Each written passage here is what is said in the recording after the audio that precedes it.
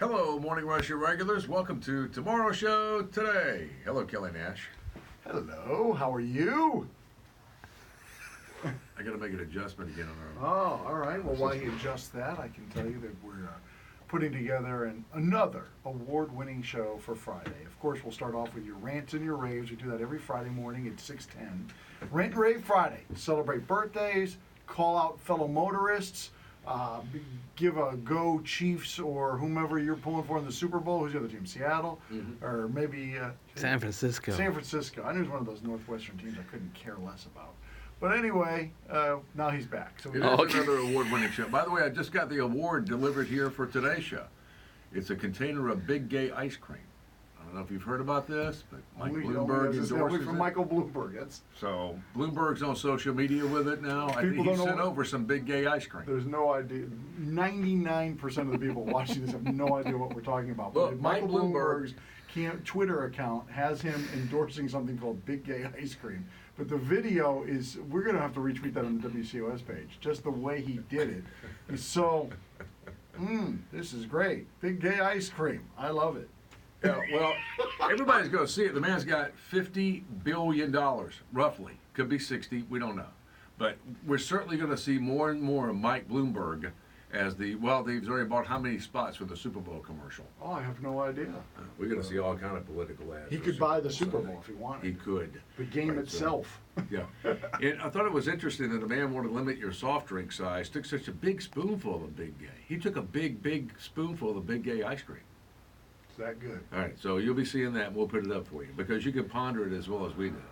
It's like the first time, it's like he's totally nonplussed by it. It's not like, no, never mind, enough about Mike Bloomberg. Now, tomorrow on this program, after Jason Aldean, when we got to drag our rear ends out of bed early in the morning to get back down here. That's right. Whew, big show tonight and more concerts coming.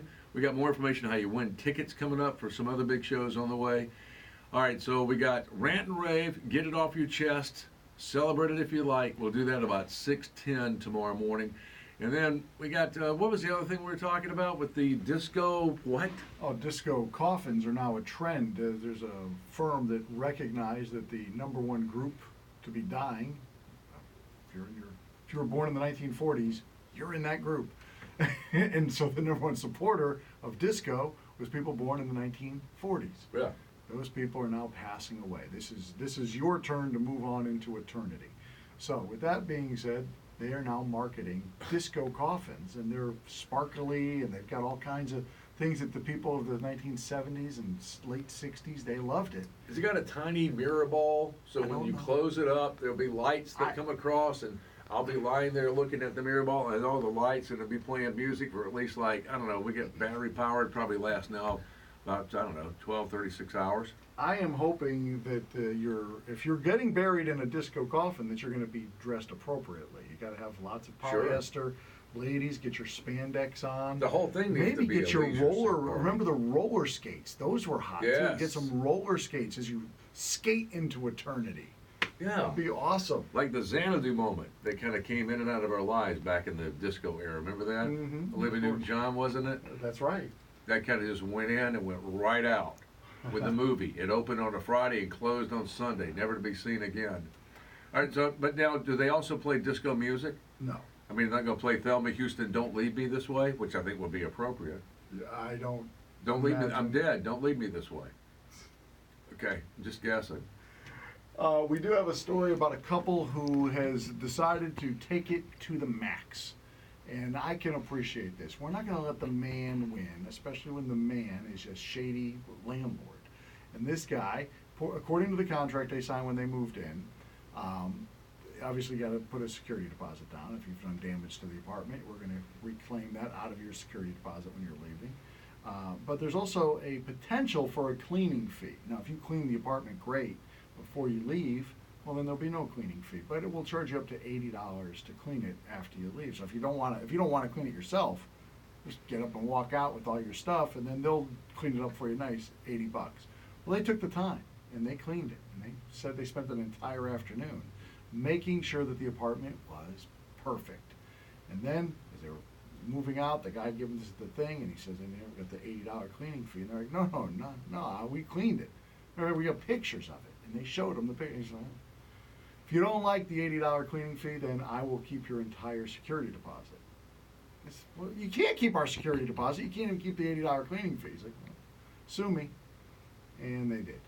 And they spent thousands going after this guy, and it took them many months. And that guy's probably regretting the fact that he actually pushed him to that level, because now he has lost. Not only has he lost, he has to pay their legal fees.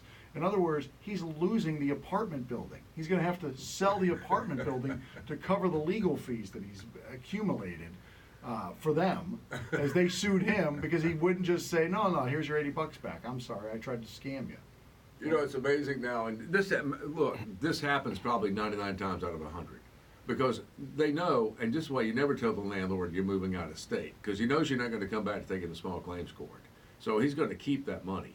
But I do like the way corporate America is already they already kind of hedged their bet on this in the beginning. Now when you get an apartment, or last time I leased an apartment for one of my boys, you know going in you got to pay the deposit with the fees and the credit report and all that stuff. So they get all these fees going in. Then they already build in the rehab fee against your deposit.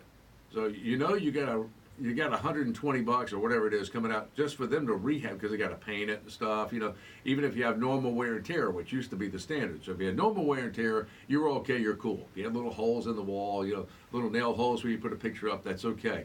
Not anymore. No, all that's changed now. So they'll make sure they get all your money, because they know you're going out of town, or even if you move across town. A lot of people aren't going to go to the trouble to go back and try to go through the legal aspect. They take you out of court to get their $80 back. So they just rip off another $80. But it's not a rip-off if it's up front. I mean, that's the whole thing. I wouldn't clean the apartment if you told me up front, Right. and there's an $80 cleaning fee when you move out. Oh, okay. Well, then I'm not cleaning it. And if you're telling me there's a $150 rehab fee, I'm not taking the time to put the putty on the wall and paint over that stuff. Y'all can do that. But I didn't budget for that. I budgeted to do it this way because that was our agreement. So he didn't expect them to push, and they pushed. Now, maybe you've done that. Maybe I love hearing stories of people standing up. Did you stand up for yourself when they didn't expect you to stand up and you won? Or even if you didn't win, just tell us about how you kept pushing the man. Or how you got around it. Either way. I remember, tell me when you and I were talking about people who punch holes in the wall. Didn't you punch a hole in the wall somewhere? I did. Yeah. I only did that one time in my life, and I did it in an apartment, in the bathroom. I don't know why I was so mad. You look at the hole and you go, why did I do that? Why did I go out of the way and I put a hole in the wall? And now you know they're going to charge you $700 for the wall repair, right? Because they bring in the very best plaster guys. Mm-hmm. They bring them in from the 17th century, the guys who made all the statues. Anyway, they're going to charge you all of your deposit. It's all gone. So as I'm standing there pondering this, I saw a large mirror on the other side on the other wall. And I thought, I wonder if they wallpapered behind that wall. Sure enough, they did. So I took the mirror down, took a razor blade, and cut around the design about a big piece like this. And then I cut around the design where the hole was, and then I re-adhered it to the wall. So you couldn't tell. I often wondered, somebody go in that bathroom and lean up against that wall and their hand went through? That would be brutal. One of the stories that we have apparently is already attracting attention is the best seat to sit on a plane if you're trying to avoid germs. I know my wife just came back from California, and she said like a bunch of people were wearing these masks on the planes, trying to avoid getting sick, especially now everybody's so scared of this coronavirus. So where can you sit on a plane that would be the best seat to avoid the germs? According to Fly Healthy Research Team. Okay. They have studied planes and air distribution and all those types of things. The first thing you should do is try to get a window seat. The window seat gets less germs than the ones in the middle, and then the most ones are the ones on the aisle. The other thing is... Yeah, where people are brushing against you when they walk down the aisle and stuff. Well, that's like not the reason. The reason is because the window has an effect on the germs that kills it. Oh. Where the people who sit on the aisle, they don't get the benefit of that. You get a little bit of the benefit when you're sitting in the middle. Huh. You get none on the aisle. The second thing is if people are walking, like if you're on a longer flight and people get up and start walking to the restroom or whatever, that is dangerous. That's bringing the germs at what they would say is a slower rate towards you, and they can get stuck on you. So Yeah, if you have people to walking be, past you. if you have to be on the aisle, They can't move. The best thing you can do is turn on your overhead vent and try to blow the germs past you. The germs are going to be in front of you at some point, but you want it to blow by you.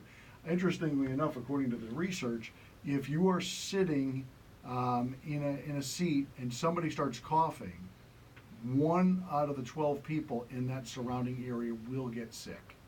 That's a guarantee, they say. 1 out of 12 is going to get sick. The question becomes, who's getting it? Right. One of these all getting it. Once That's you hear why somebody yeah. cough, one of these 12 Sure. are going to be sick in the next few days. That's why I see That's everybody amazing. walking around in China with a mask, or even, now not even China, just wherever they noted, because we got like how many, like 8 continents? It's all over the world now except for Antarctica. But I don't know if you've seen the pictures of the people in China, they're literally I saw like 3 kids, a picture of 3 kids at an airport. 2 of them were in strollers. Their mom had taken a trash bag, a clear trash bag, and put over them. And they had a face mask on. I don't know what's greater health risk, coronavirus or suffocation from Yeah, I was being gonna in say, that's how you kill a child. or people who are they're taking the big 5-gallon water bottles you see in the office cooler, cutting the bottom out of the nozzle end, and then putting it over their head. And they have the mask on. So they think that they're like a deep sea diver. That's what they look like. Idiots. They look like they're 40 leagues I up don't in want to the say sea. idiots. Maybe it's a clever idea. What are you doing to help keep yourself safe? Not necessarily from coronavirus. Maybe you're concerned with coronavirus. There's 7,000 people in the whole world have it right now. But just the common flu. I mean, we lose Sure. dozens of people in South Carolina Every year die from the flu. I saw a guy yesterday walking out of a Chinese restaurant wearing a hazmat suit. He had 2 little takeout trays. Really? Sorry, see, jokey. Anyway, All right. those are some of the things we're going to get onto tomorrow's show. Jonathan, anything else you want to hit? And we're out of time. No, here's the deal. Phone number is 978-9267. We'd love to hear your voice. You chime in on what you got going on. How are you protecting yourself against the coronavirus? Or simply, do you do it every year because you know that the flu's going to go around? And I can tell you, if you've been there, I have, you don't want the flu. All right, so are you doing that? You want to get it off your chest tomorrow morning bright and early about 6:10? You got something you're celebrating. You got family and friends. What do you got going on? We'll celebrate all that tomorrow morning on The Morning Rush.